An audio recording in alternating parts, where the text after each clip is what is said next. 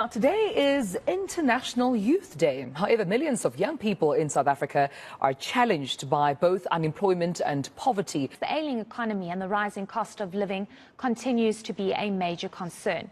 Some experts are warning the country is at risk of becoming a failed state. The latest crime stats paint a grim picture. The backdrop is a continuing theme of corruption, enrolling blackouts, water shortages, a shaky healthcare system, and myriad other state failures. Others say this is the cost of corruption and negligent leadership. Speak now to research.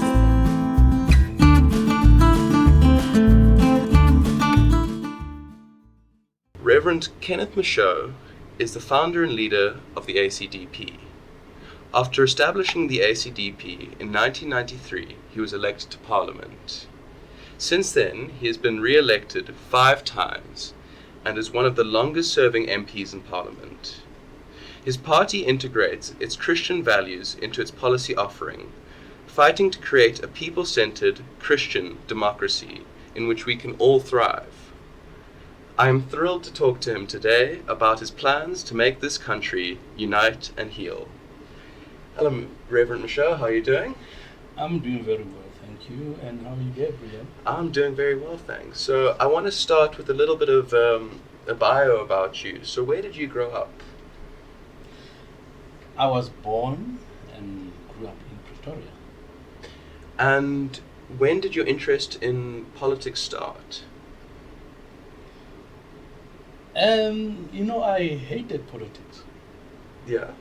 And for years I taught and preached that Christians should not be involved in politics, because I saw many Christians who lost their good values when they went into politics. And obviously I also heard a number of people say, if you want to be a good Christian, you can't be a politician, because politicians are liars. Yeah. And that obviously had an influence on me, and I was opposed to Christian involvement in politics. I think until sometime in 92, when I started discovering in the Bible that Christians should be involved in politics. And the shifting started of my thinking. Yeah, so 92, that's when I started realizing that I should be involved in politics. And so what influence did your religious background have on your entry into politics? I discovered that when a person has a good relationship with God and observe the values that the scriptures talk about, then that person will become a good influence in society.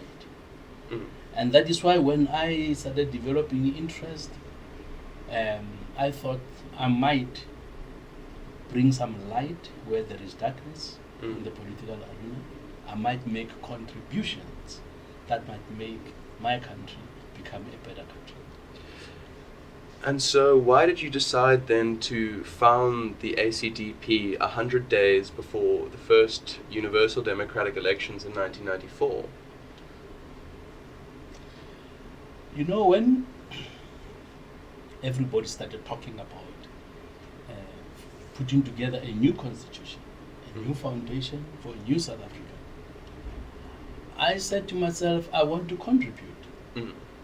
Why would I allow other men and women to make decisions for me?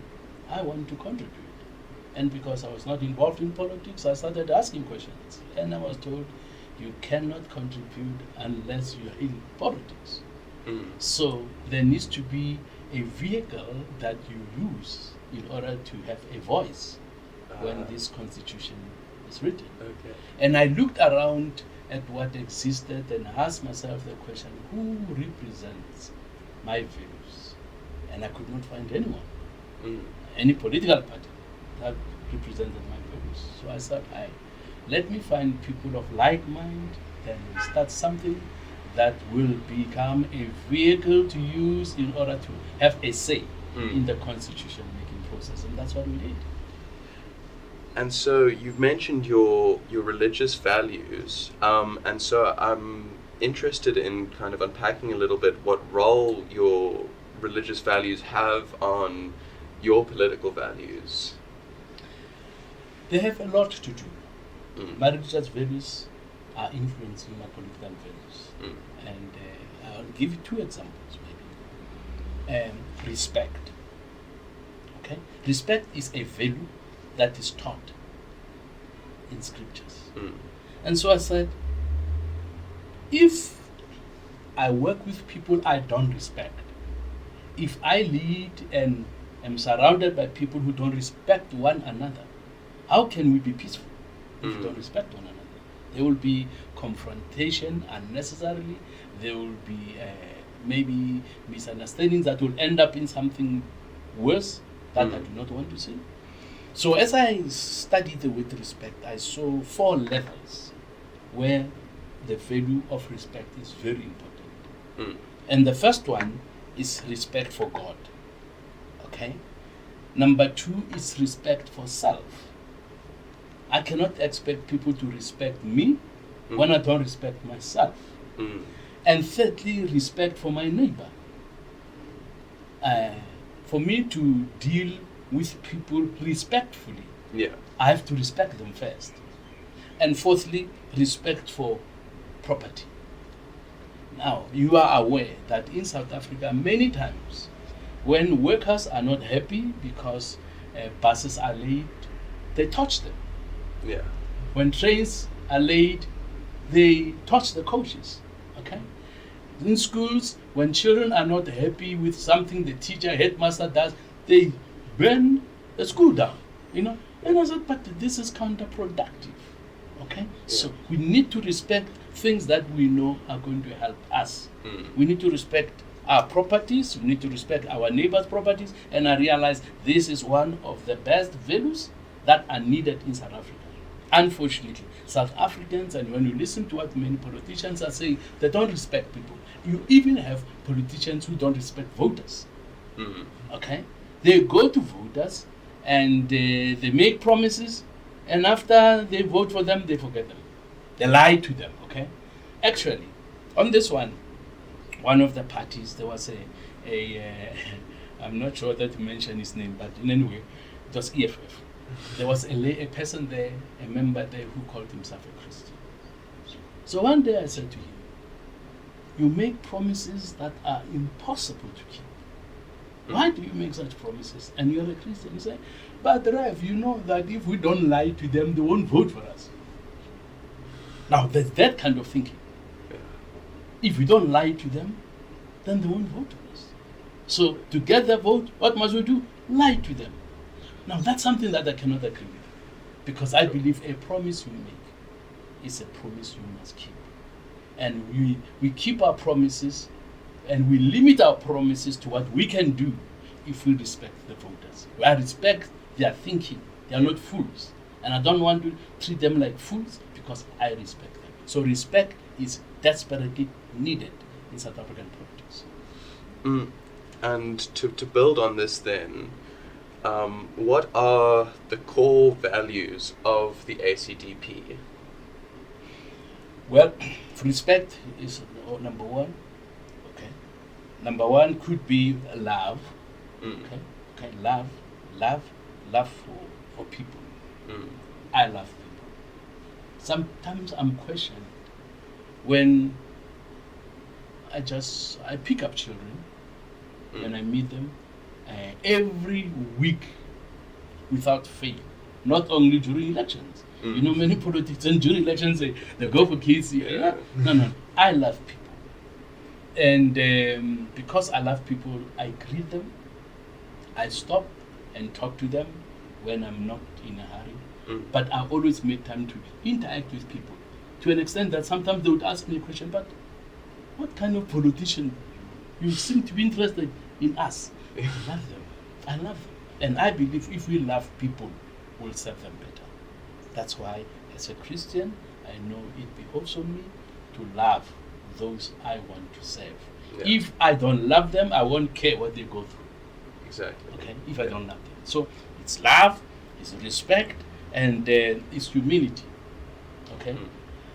There's a lot of arrogance among politicians.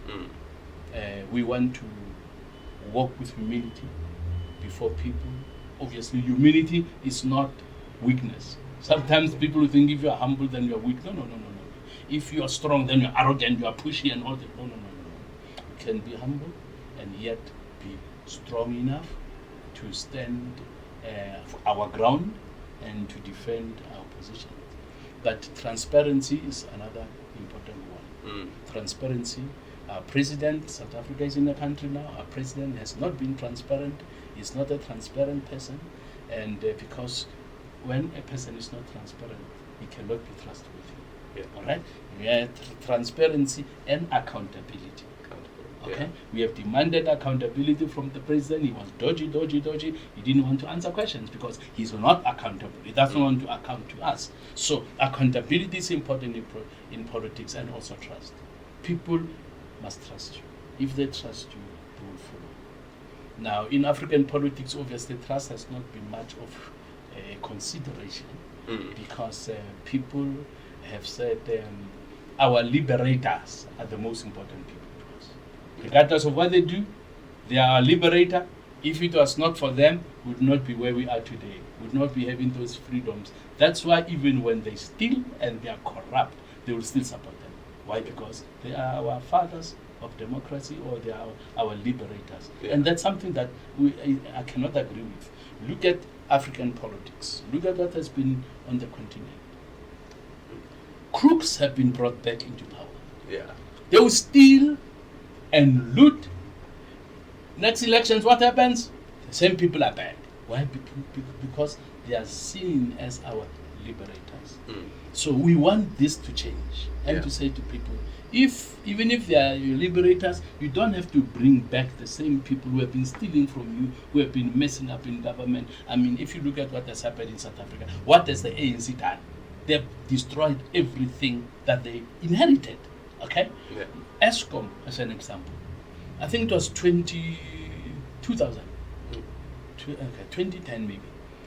ESCOM was voted in an international competition the best. Oh, that was 2001. 2001. Right, yeah. The best power entity in the world. Okay, it was very reliable. It was very good. We had cheap electricity. Everything was going well. ANC inherited that. They did not maintain that. Maintenance is like a foreign thing to them. They don't maintain anything. It's easy for them to build. They will build something, but they won't maintain it until it collapses. All right? So I'm saying, when a person looks at South Africa, there's nothing positive that the ANC has done to maintain good infrastructure. They've destroyed everything, our roads. I went to Germany the first time in 1978. And I was surprised when I compared our freeways with German freeways. Our freeways were better. I was surprised. We went to London, we went to Britain, we went to UK, and to Sweden. No, not Sweden, Switzerland. And I compared the roads. I said, South Africa is the best. South Africa is no more. I can't say the same thing today. Because that beautiful, wonderful, good infrastructure has been destroyed by the ANC. So I'm saying we need to have people who love other people, who love the assets, who love and want to do what people will respect them for. Not just that I was in the armed struggle. I mean, that's the only credentials that some of them have. I was in the armed struggle. Yeah. Okay. But we cannot live and put food on the table because of the credential of being in the armed struggle. You must be a person who cares for others and who's productive. To build on this, I want to then talk about the issues that we're facing today. So according to you and the ACDP, what are the most important problems and biggest problems maybe South Africa is currently facing? There is an element of I don't care attitude. And corruption, everybody knows about corruption. And lack of caring, I think lack of caring for people is one of the issues that are causing the many negatives that we are seeing today. So South Africa, obviously, because of corruption, because of I don't care attitude, crime becomes a major problem. Because if people don't care, people steal while you are watching, you don't do anything about it. You don't care. It has nothing to do with you. And then from stealing, then the small things, they will start stealing bigger things. Then they will start attacking people. It has nothing to do with you. We know there was a time when we grew up in South Africa when a person would be attacked, people would stop and confront the attacker. Now it has nothing to do with them. They don't care. And when a person is involved in an accident, people would rush there to help, to assist. But these days, they don't go to help the injured. They go to help themselves by stealing from those who are injured. Okay? Now, these are the things that we are facing in South Africa. So if we can deal with corruption, we can deal with crime, South Africa, I believe, will be one of the best countries in the world. Because when we have dealt with crime and there's no stealing, there's no corruption, then that would attract investors. Investors don't want to put their money where it would be stolen, where their money where it would be abused, where they want to invest where they will get good returns. And I believe that for us to get there, we must deal mainly with corruption and deal also mainly with crime, and obviously considering the other values. If you bring them on board and you eradicate crime, you eradicate corruption, then South Africa will become a great nation. I agree with you completely there. I think that there is a huge amount of opportunity and potential just waiting to be tapped in South Africa. And I was actually last week at the Daily Maverick event, The Gathering, and during the event there was a panel dedicated to the issue of crime in the country, and I think that you would agree completely with the moderator for the panel, who was Judge Dennis Davis, and he said his opening remarks to the panel were, "This is the most important panel of the day, because if we cannot get a handle on crime, then we will be unable to implement any solutions to the other problems we face." So with this in mind, what is the ACDP's plan to get on top of the issue of crime, and maybe more specifically, the issue of organized crime in this country? ACDP believes in a word that is shunned by other politicians and political parties, and that word is punishment. We believe people who commit crime must be punished. They must be taught that crime does not pay. And we have a system now that avoids using the word punish. That is why we used to be called a police force. South African police were called South African police, and they were using force. Okay? But now they say, no, we don't want to be a force, we want to be a service. Being a service, you don't use hard punishment, you just try to rehabilitate people. Now, we cannot agree with that. If criminals don't fear punishment, they're going to do it. Because, criminals in South Africa, they dare the police. They dare them. Yeah. Because they're not scared. And we believe that the ACDP would reintroduce fear of punishment. Now, how are we going to punish them? Obviously, there will be a fair process. People will be treated with respect. They are arrested with respect. But once they are found guilty, it won't be nice for them. And that I will say publicly, and I've said it publicly, it won't be nice for them. And we would not make prisons as comfortable as they are, as a way of punishment. So that people would not want to go there, because conditions there are not better than at home. We have heard stories in the media where after a person has served their sentence, they would not want to go back home. Yeah. Why? Because it's nice in prison. It's more comfortable than they're at home. And I believe it is wrong for government to make conditions in prisons more comfortable than conditions for law-abiding citizens at home. For sure. And an aspect of crime that people are especially aware of now is that of public sector corruption, government corruption. I mean, the people of South Africa have spent more than a decade watching as state-owned enterprises have been turned into cash cows for the people in charge, and in response, any government institution that maybe had the power to go after those who were committing these crimes were gutted, and everything seems to have been turned into a rent extraction machine with no accountability for those involved. And it goes without saying that if we want this country to thrive, as you mentioned as well, we cannot have this situation continue. And so I have a few questions related to corruption. But firstly, what will the ACDP do to deal with public sector corruption? The people that are involved with corruption will start at the top. Mm. What has been happening with government is that it is mostly the unknown officials, unknown people in middle management who have been targeted. Mm. Right? And yet, those who are at the top, who are involved, have been spared because of their connections. Now, ACDP will not shield anybody from punishment.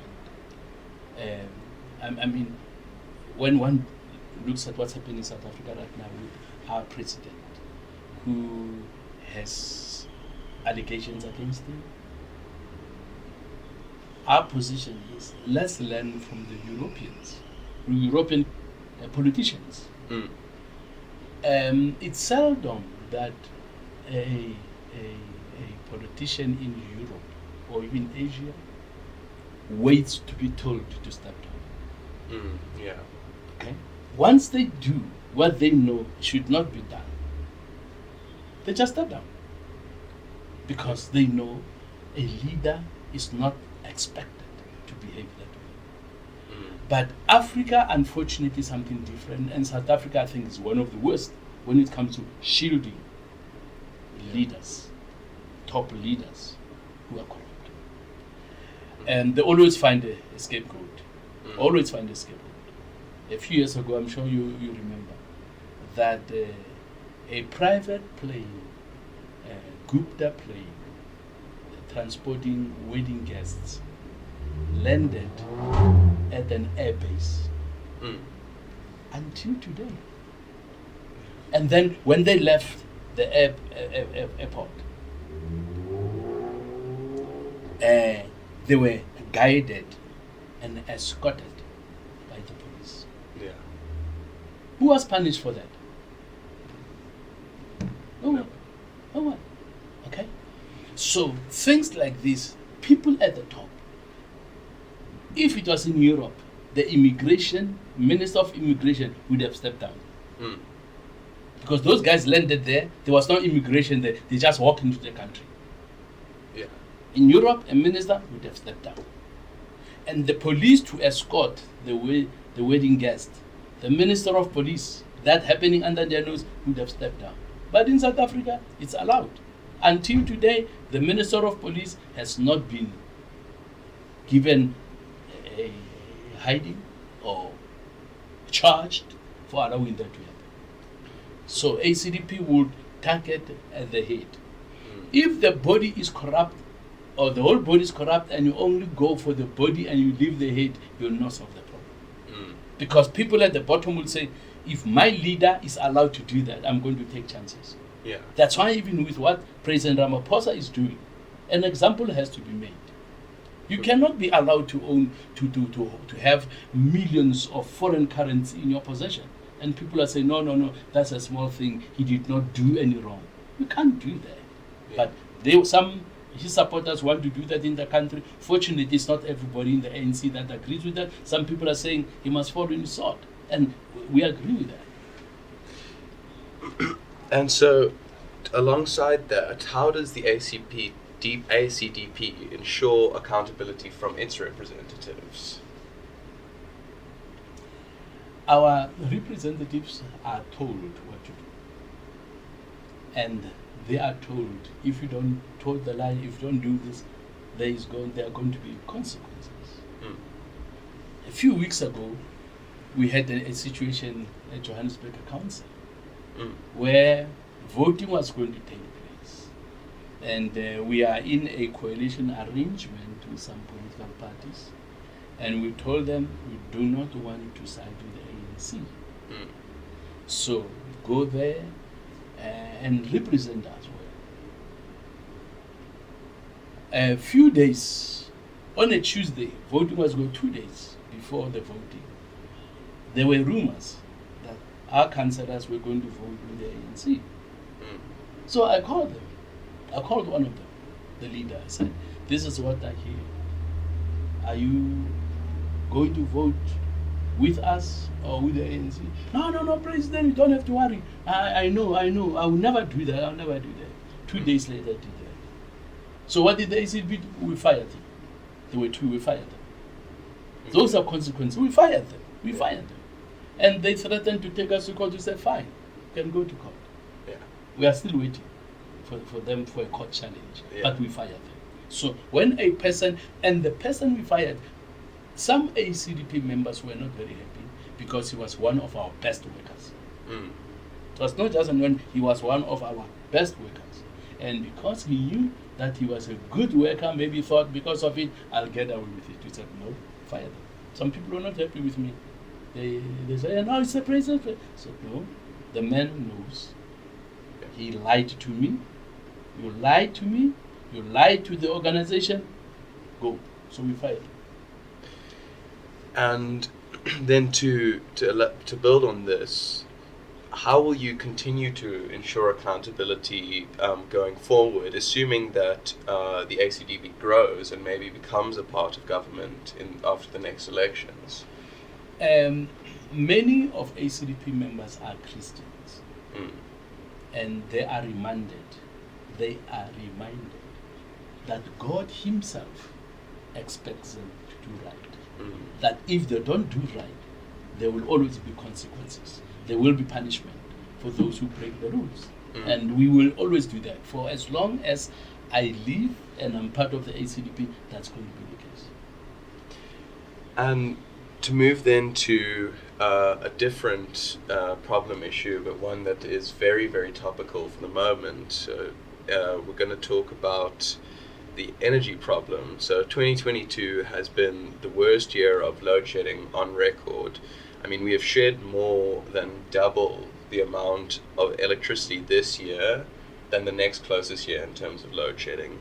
And this trend only seems set to get worse going into next year. So how will the ACDP address the Eskom problem? Firstly, because of our belief in transparency, we will ensure that firstly people know the scale of the problem. They know that. And secondly, they know our plans, how to deal with that. And thirdly, we will bring in the best people, skilled people, and not look at the issue of color. Unfortunately, the issue of color has played a major role in the current government. Okay. Now, the people that made sure that Eskom was the best power entity in the world would have been brought back. We would bring back the best, regardless of their skin color. Yeah. And unfortunately, that is the problem with the ANC. They will insist, even though a person might not have the experience, they will insist that the person who leads the process is black. And we don't agree with that. We will look at the experience. We will look at what people have done, what they have produced, and then take those people, pull them to and say, guys, here's a problem. Look at it and tell us what can you do. We'll get few people and ask them, how can you solve this and within what space of time? And I'm sure by doing that, there are many honest people in South Africa. Some of them who are not politicians, who are just business people, technicians, engineers, and so on, who have the best interests of the country at heart, that have not been approached. So we would approach of, okay, this is what you are saying, this is what you are saying, and then, okay, let's debate this matter. You are the best in the field. Okay, you say this. You say let's debate. Now that is not done publicly. That is why even with the issue of COVID, different scientists were saying different things. Yeah. And there are some who did not agree with government narrative, who said, let's go on a public debate. Government would refuse. Yeah.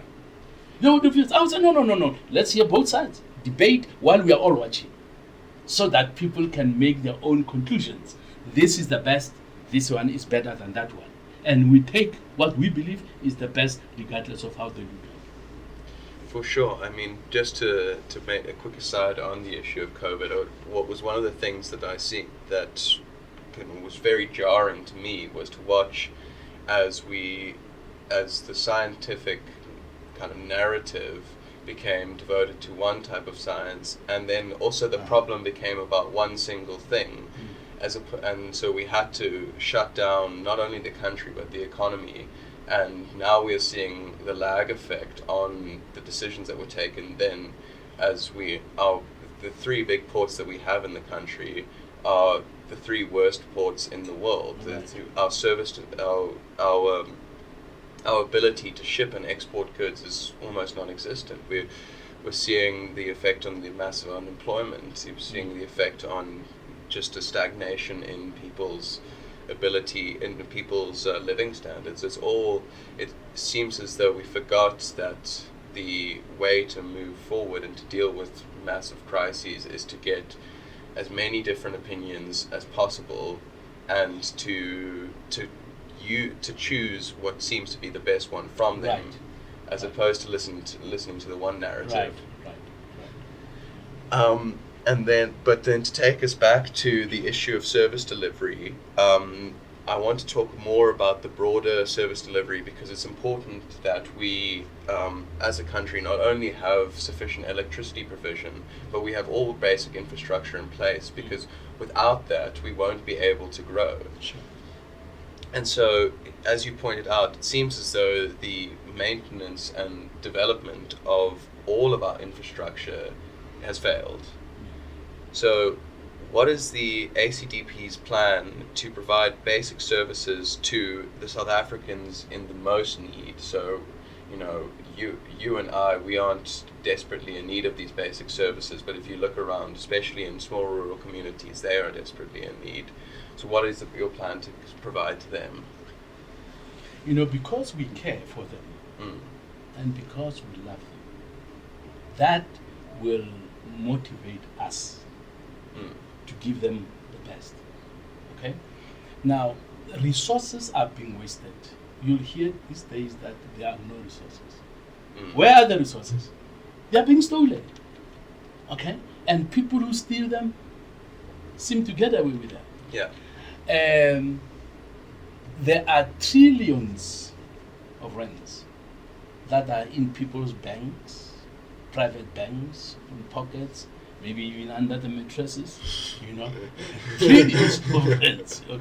Okay. So we will ensure that all the money that have been stolen, I promise you, will trace every cent.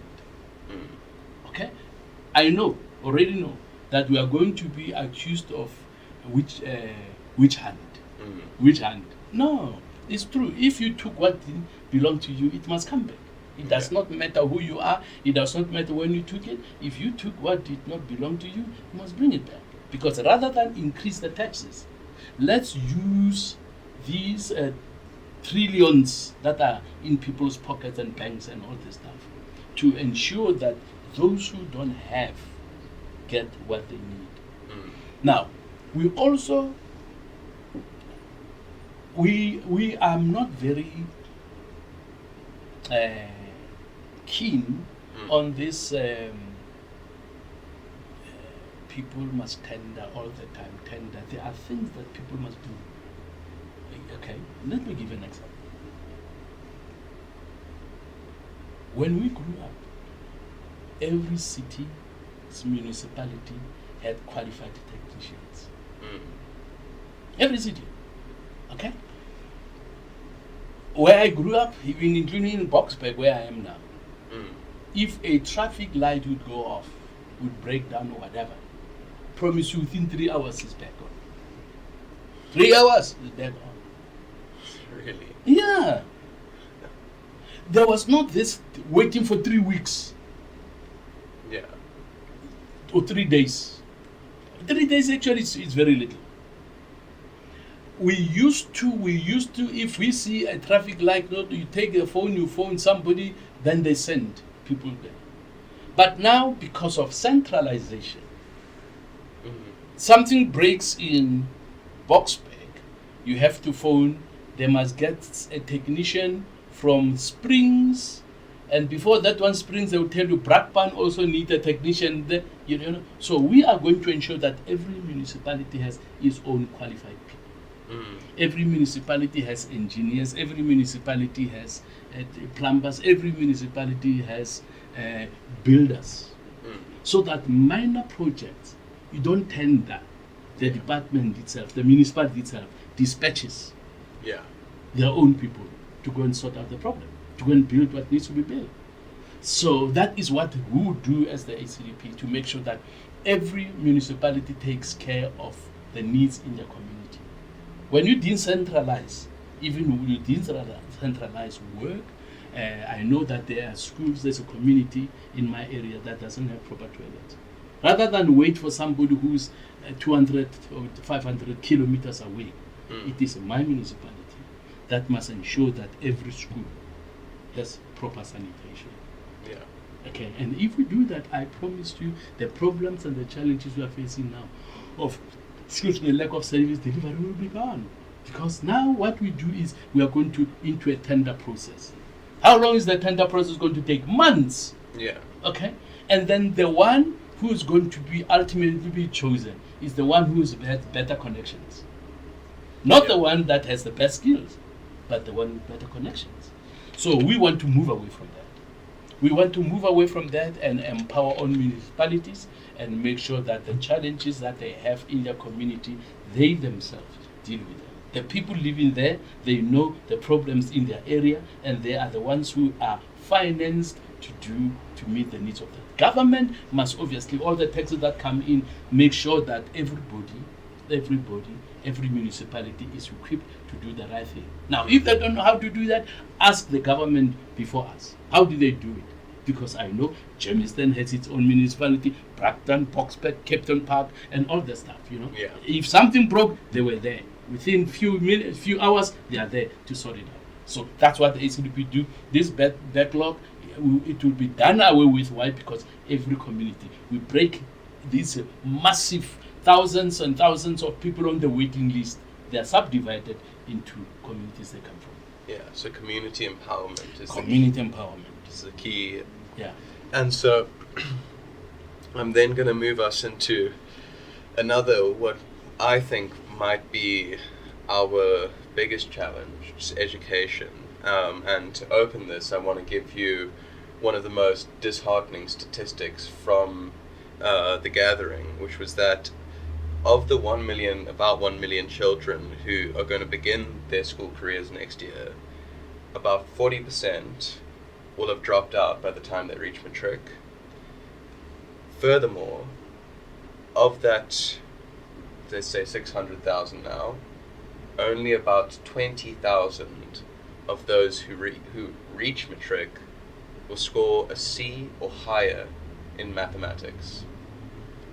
I can't think of a worse indictment on our current education system than that statistic, that 0.2% of the people who start school next year will only be able to get a C or higher in maths. So what is the ACDP's plan to fix education and to empower the youth through that?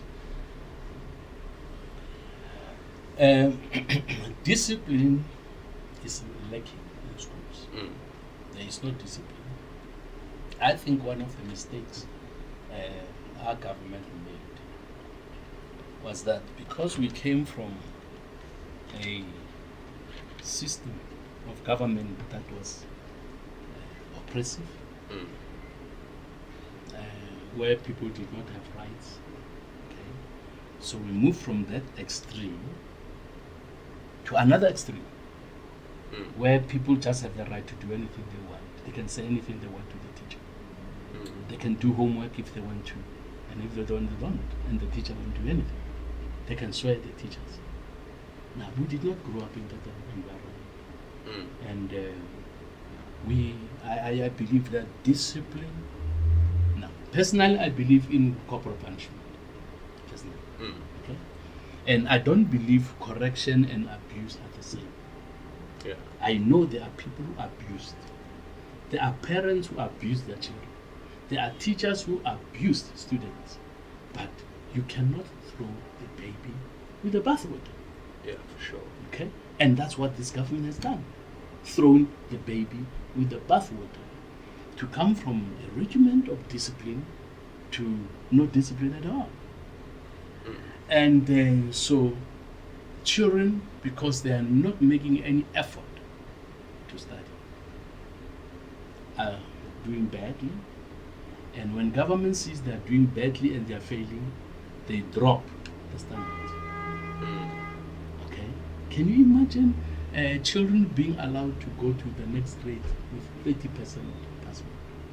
Yeah. Government has destroyed our education system. We would reverse it. Zimbabwe has better education system than South Africa. Zimbabwe. Yeah.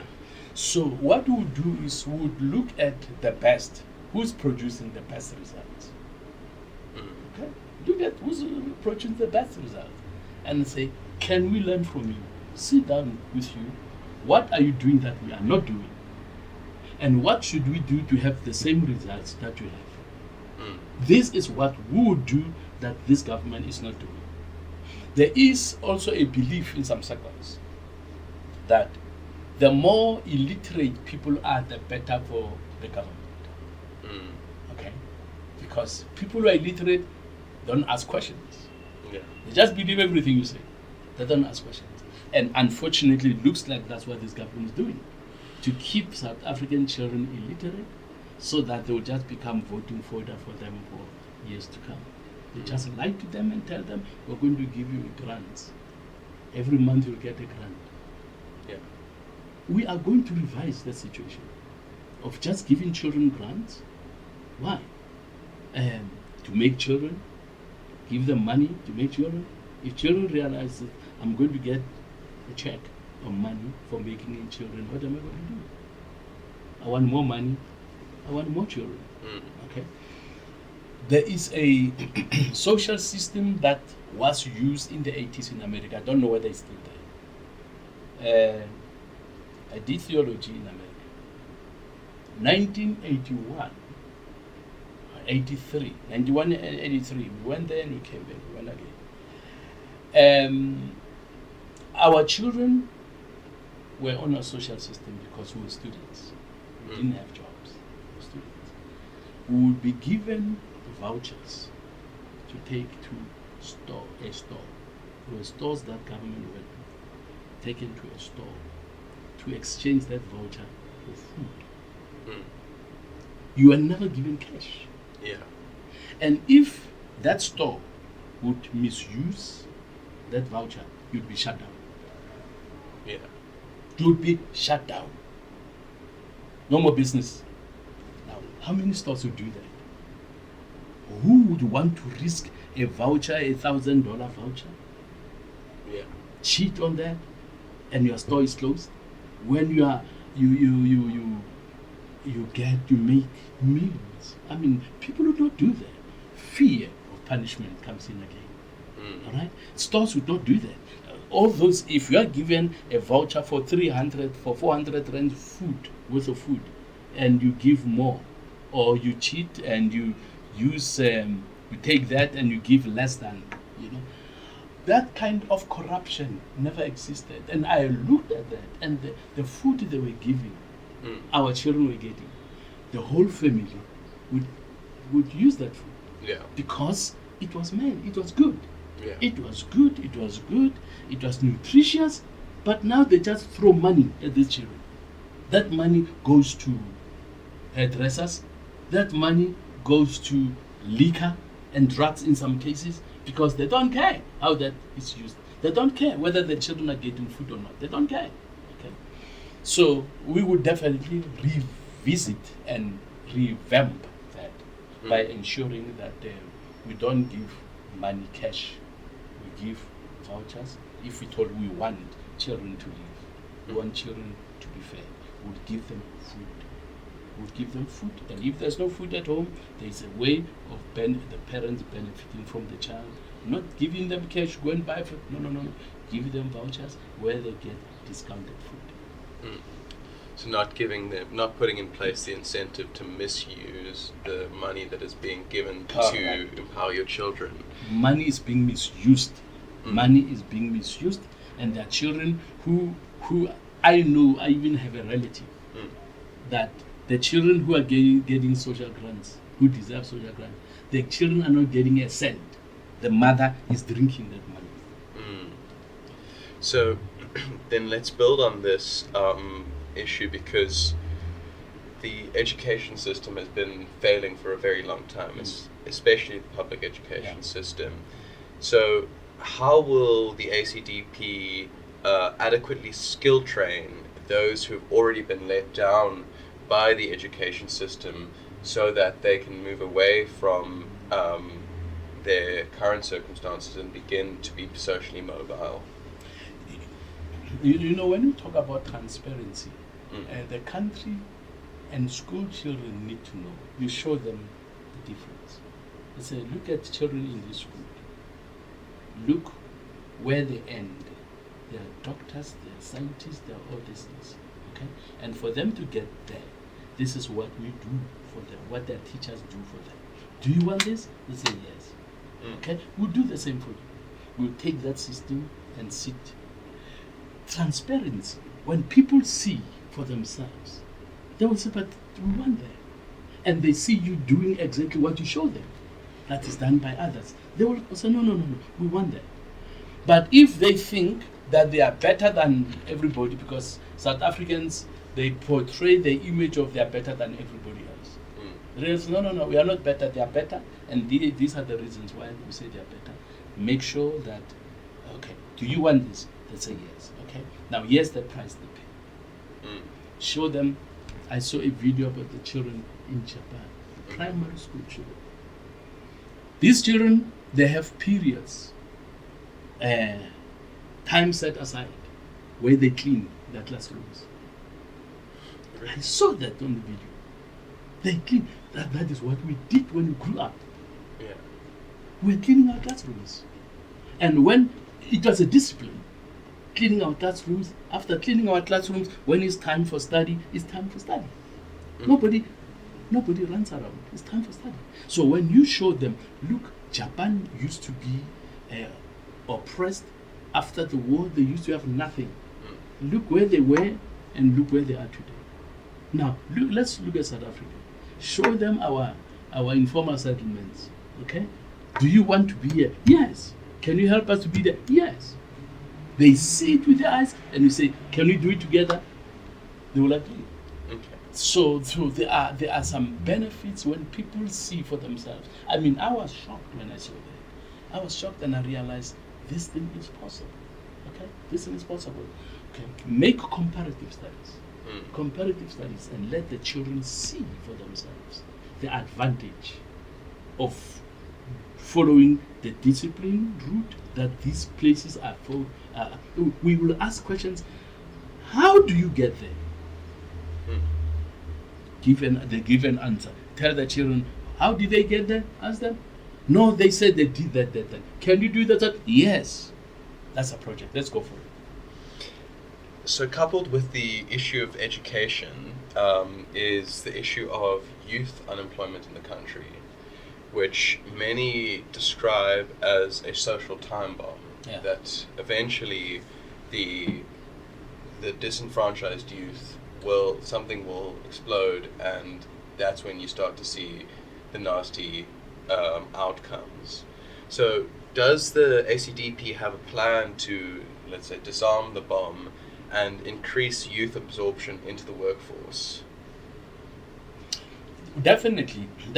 One of the important things to absorb youth into the workforce is to ensure that jobs are created.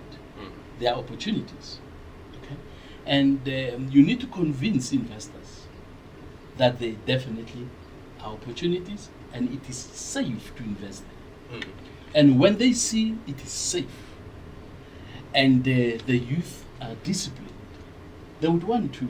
And obviously this youth will talk to them and show them what is happening on the African continent. Do you know that in South Africa, although it's against government, many employers prefer foreign workers from Africa than the locals? Yeah. You know that, all right? So we need to ask the question, why are employers preferring them to us? What are they doing that we're not doing? And once they see that and they understand and they want those jobs, you say, no. There's not going to be job reservation. Yeah. No, you're not going to be preferred just because you are South African only. Okay? Compete against them. Compete. Yeah. Compete. In companies, I would put one is a foreigner to a South African, South African to a foreigner. Okay? Here are goals. Here are targets. Let's see. And then, the winner is the one to Oh, get sure, it. sure. And do you believe that the current labor regulations in the country are good for business? Not really. Not really. You have people who demand bonuses. If you talk about bonus, for example, what does bonus mean? Who deserves to get the bonus? A bonus should not just be automatic for every employee. Yeah. Unfortunately, it is happening in South Africa. People are giving bonuses because it's end of the year. They need the 13th check for doing what? You need to do something that will show that you are worthy of the bonus. For sure. That's the first. And then secondly, the strikes over small things. I don't think it's fair. If I was an employer, I would not be happy to have workers who are striking all the time. Obviously, I would treat them with respect. Employers also will be told, treat them with respect. And if I know I'm treated with respect, I will do my best. Unless if I'm spoiled. And if I'm spoiled, I should have the right to change you or to fire you. Yeah. But in South Africa, right now, it's difficult to get rid of an employer that's not productive. And I think we should make it easy. While we will guard against abuse, we will at the same time expect people to meet their goals. They were told, these are goals. You want to work here? Okay, this is how we work, and these are the goals. Now, are you ready for this?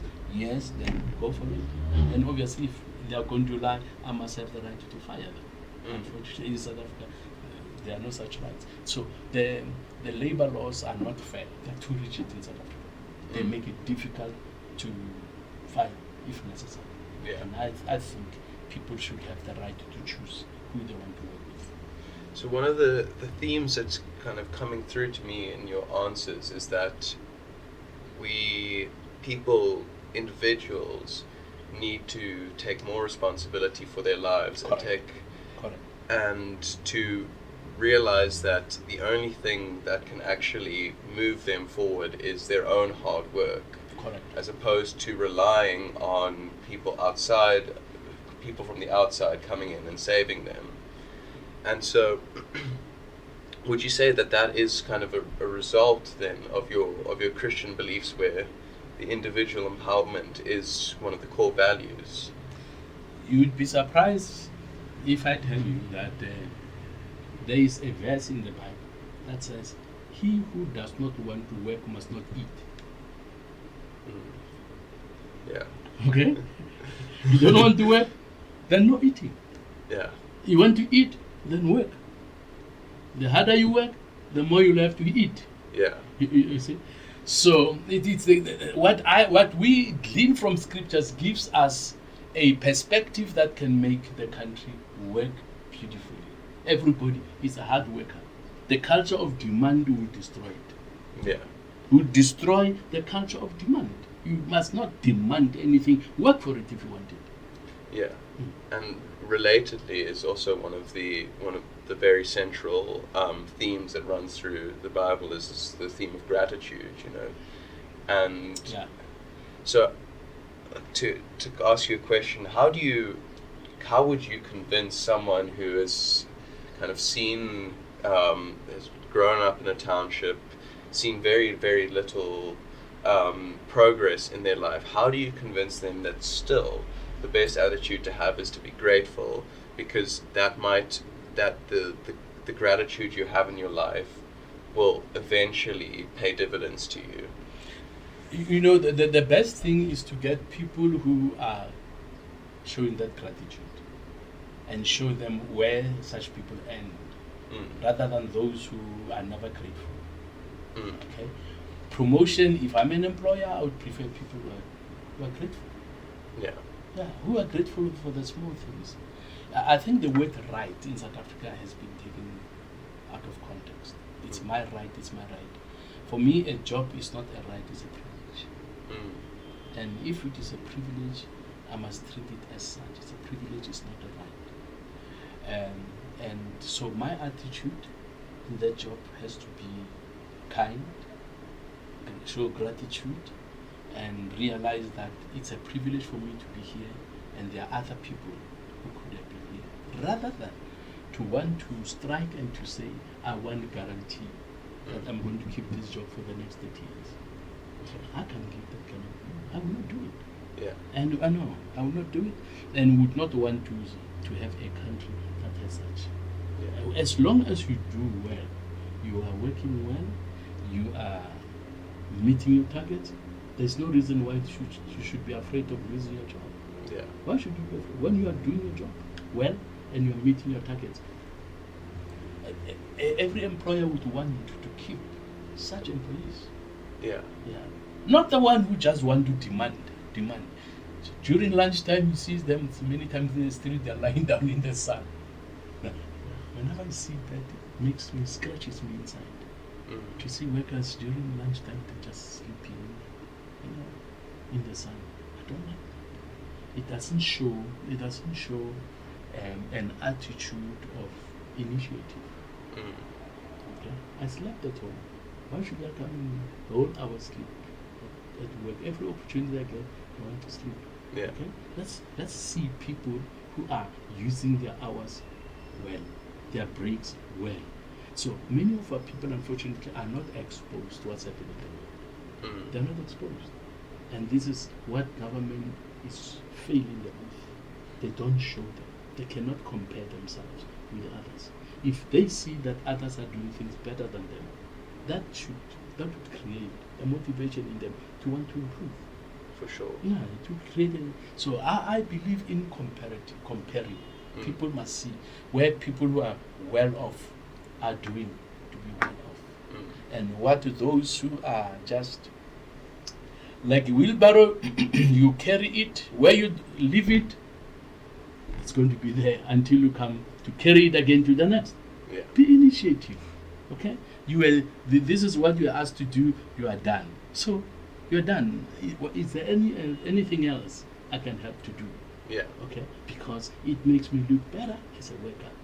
That is the attitude that I have, and that's the attitude that we want to see in our people. So we'll tell them, guys, look at people, how they work, how they produce. Look at us. How many hours? Are we always just sitting and looking for 4 o'clock to come so that we can go home? Yeah. Exactly 1 minute before 4, we are out of the door. Can't do that. Okay? Yeah. If I have to stay additional 10, 15, 30 minutes to complete my job, to ensure that I did well, I would do that. Okay? Rather than just look for, what time is it? Okay, 10 minutes. Okay, I already planned. Where's my computer? We had a few years ago, a Portuguese missionary came to work with us at the church. And after a few days, he said to me, "You are very different from us Portuguese." I said, "Why?" He said, where I come from, we were not allowed, if at all I knock off at 4 o'clock, I was not allowed to switch off my computer before 4 o'clock. But in South Africa, I see quarter to 15 minutes before they already close the computers, they are putting their things together. When it's 4 o'clock, it's out of the door. Yeah. It's a culture. That has to be changed. For sure. Has to be changed, yeah. So, I want to move us to the last section of our discussion today, and it's looking forward to 2024 in what must be one of the most important topics, which is coalitions going into the 2024 elections. And it's actually an area that the ACDP has a considerable experience in. And given that it seems certain that the ANC is set to lose its majority, I would like to talk to and explain, just spend a bit of time unpacking the ACDP's experience and what you're thinking about coalitions on the national level is. So, firstly, what have you learned from your experiences of coalitions on the local government level?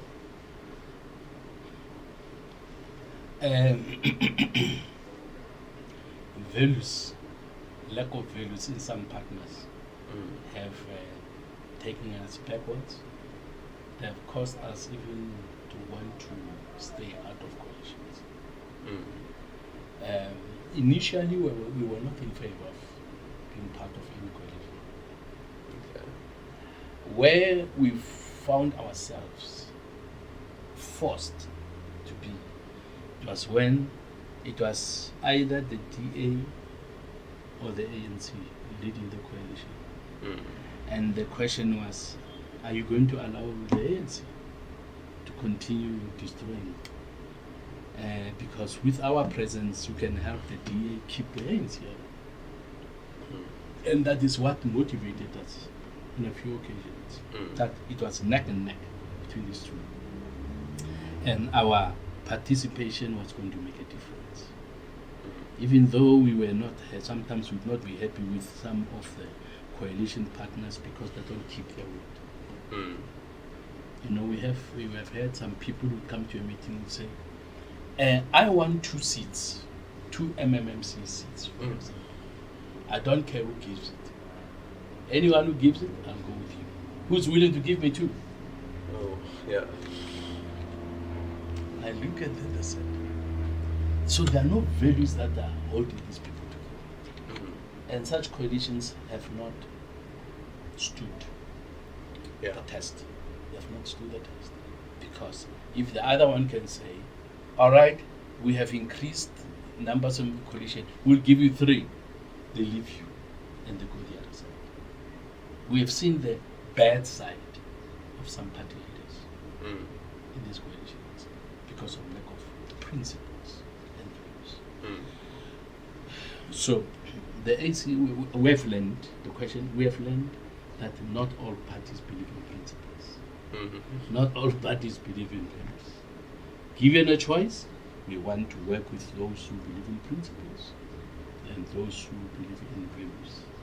Now, if we believe in values, our motivation is to help the people and not to get position for ourselves, but to help the people, to work for the people, to be servants, leaders. Servant leadership is something that the ACDP believes in. And we have seen it work wonders, where we are willing to work with the people. And the people can see, these guys have an interest in us, but these guys have just an interest in their own positions. Okay, so we want to work with those that want to work for the people and not just for themselves. So nationally, are we going to be part of any coalition? We will see who is there and what are their plans and whether they are about self enrichment or whether they are about helping the people. I would be happy if we are not part of any coalition. I would be happy. But what I don't want to is to lie to people. That I don't like. I don't like lying to people because we treat them with disrespect. You treat them as voting for them. You treat them as they are nothing. They must just advance your position without you doing anything for them. That we don't like. So we are going to look at what are the principles that are going to be hold this coalition together, and what values are they going to be promoted, and then we'll make a decision based on that. So I'm going to be very blunt here and ask you directly your opinions on coalitions with various parties. So let's start with the big one. Would you be willing to join a coalition with the ANC after the next election? ANC. I would be foolish. Would be foolish. And the DA? The DA, yes, because when we have compared municipalities that have worked the best in the country, they've been DA-led. Yeah, so the DA you can. What about the EFF? You want an honest opinion? Of course. You know, one of the unfortunate things that comes from the EFF, they're bitter. They don't like white people, even if they claim they do. They don't hate whites, but there's nothing they do that shows that. And they are very disrespectful and very arrogant. So there is no way that ACDP can go into any coalition with the EFF. No way. Yeah, from what you've laid out here, it's literally the exact opposite of the approach that you're trying to have to politics. Sure. And then are there any other parties that you would happily join a coalition with and others that you would be not so happy to? Well, maybe let me not bring others in. Let me not bring others in. They have disappointed me. National leadership will do one thing, but when one looks at how they are voting, even in parliament, you realize, hey, I thought these people treasured the values I treasure. But at the rate they are going, it doesn't show that. So maybe let's leave it to these two definitely not, ANC and definitely not. Then let's see what's going to happen after elections. But these two are definitely disqualified. Okay. ANC and EFF disqualified. And to end our discussion today, as a kind of summary of everything we've been talking about, why should people vote for the ACDP? If people want a party they can trust, a party led by people who care for them, who love and care for them and their needs, a party that would want to serve them, a party that will not steal what belongs to them, a party that doesn't believe in corruption and that will not be involved in any corruption, that party is the ACDP. Well, Reverend Meshoe, thank you so much for taking the time to speak to me today. It has been fascinating to hear your perspectives, and it's great to see that you are still bringing that same energy that you seem to always have had to politics, and I can only wish you the best of luck going forward. Thank you so much. Thanks, Gabriel, for coming.